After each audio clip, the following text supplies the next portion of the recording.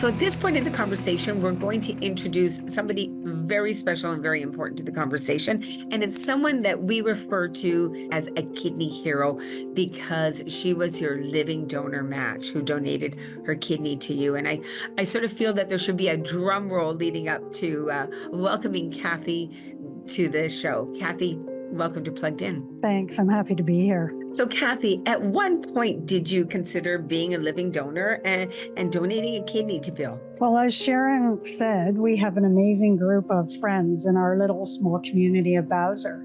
And so when this happened to Bill and Sharon, all of us in the group were sort of following the journey, hearing the story, hearing the ups and downs, seeing Bill go from this vibrant 6'3", healthy, retired, happy guy to just almost a shadow of himself. And so we knew, all of us knew, that they had these 5 great donors and we were all excited. And then, we also heard the downside too. All of a sudden, his blood transfusion was required and he wasn't a match anymore. And so I just thought, well, why don't I get tested? It was a really easy decision for me. There was just, why not go through the process? If I'm a match, I have an extra kidney, I'm healthy, he might as well have it. It was almost as simple as that. When I was chatting with Sharon and Bill, they connected me up with the St. Paul program.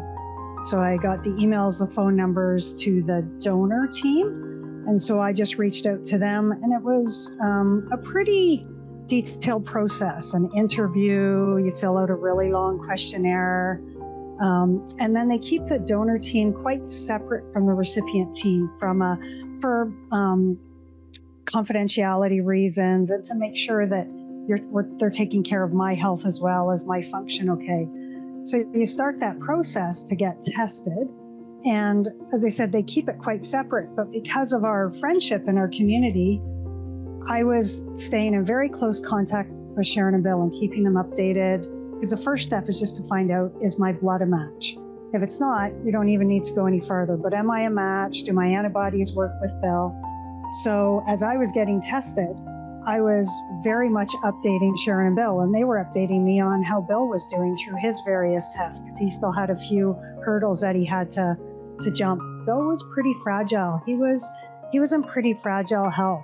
And it was becoming pretty clear to all of us that he needed this sooner rather than later. So we found out I was a blood match and was like, great, let's get the next round of testing done. When can I set up the various tests in Vancouver? So Cathy, you found out that you were a donor match for Bill. There must have been a moment where you had the opportunity to share that exciting news with Bill and Sharon. How did you tell them that good news? Well, I think the night I remember is I think I finally heard from either the nephrologist or the surgeon to say, yep, you're good, your kidney function's good, you can do it. And so I was pretty excited. And I think we were in Qualicum out for dinner, and I called Sharon and Bill and said, what are you guys up to tonight? They're like, I don't know, we're just sitting here doing whatever, because Bill didn't have a lot of energy at that point.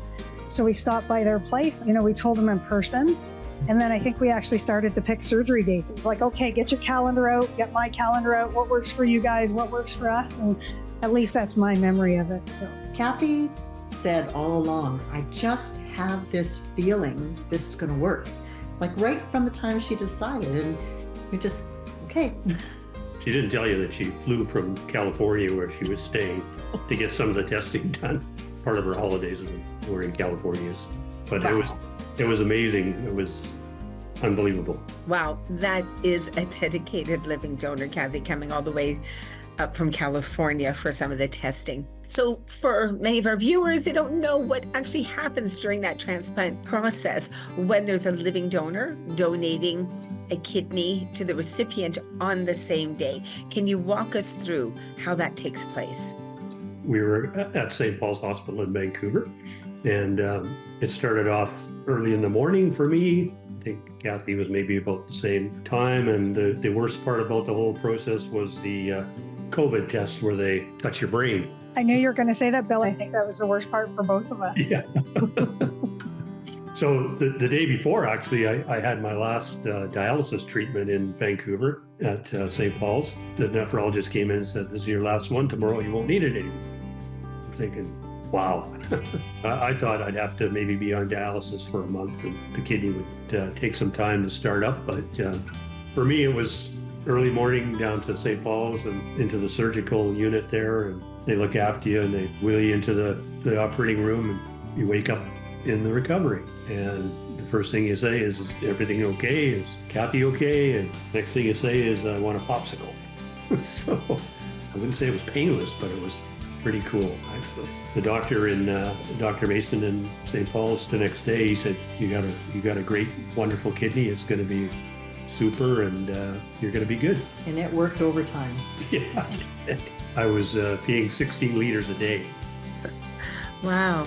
So they were putting my fluid in through IVs, and it was coming right back out again. So yeah, it was working excellent. Cathy, can you walk us through what it's like to donate from the living donor's perspective? It was a pretty cool experience, actually. That my surgery was first in the morning, so they take mine out, cool it a little bit, clean it, do whatever they do, and then it goes into Bill in the afternoon. So I had my surgery, I don't know, by 8 o'clock or 8:30, I was under. And so then I woke up and Bill hadn't even had his surgery yet. So when I woke up in recovery, the first thing I do is kind of like, okay, well, how did it go? And they said, yep, it's all good. And Bill's going to head in pretty soon. And they were taking Bill in that afternoon. So I was back in my room and Bill and Sharon's boys were kind of in with me and my partner. We're all kind of just sitting there waiting to hear about Bill and how he did. And so I think Bill's surgery was done maybe 6 or 6:30 in the afternoon or the evening. And Sharon gets a message that everything went great and the kidney's functioning, they said, kind of on overdrive. And so that was it was a really cool thing. Then I kind of probably went back to sleep and looked forward to better food in about 4 days. So we've got some pictures pre and post, and I think the smiles on our faces were all pretty authentic at the beginning and at the end, for sure.